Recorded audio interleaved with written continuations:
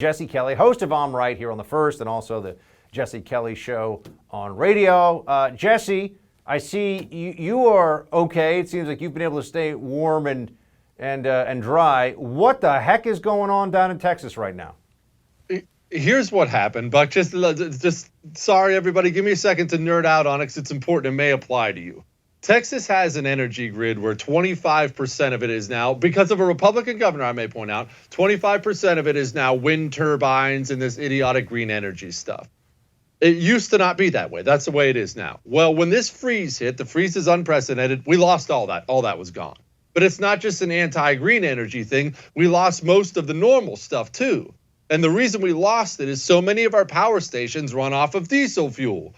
Diesel fuel doesn't fall from the sky to the power stations. It's driven there by the big trucks you pass on the highway and hopefully don't crash into.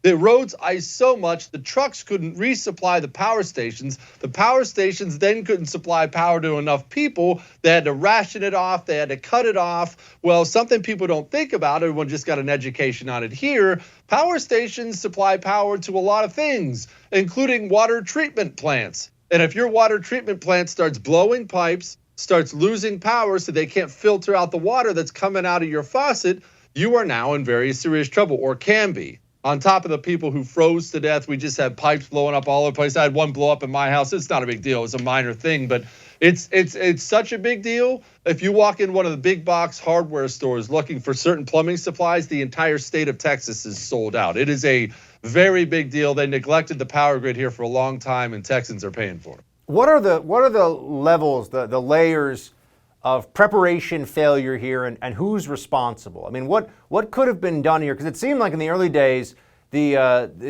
electrical grid organization there. I know you guys aren't federal, unlike other states, right? Texas has its own power grid set up doesn't have federal oversight.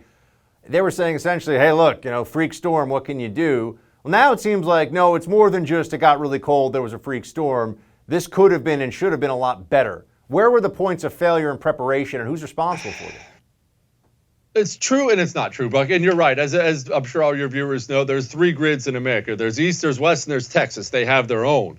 So, look, as much as I love to beat up commies, everybody knows that this really is a Texas problem. Part of it is, hey, this never happens. Nobody could have seen it coming, and that's true. And part of it is it's Texas's problem. I actually had a power grid expert on my show this morning, on my radio show, and he was just laying out for me. He said, hey, look, the Texas state legislature, which by the grace of God, they only meet every 2 years here. That's why the state's been able to stay red.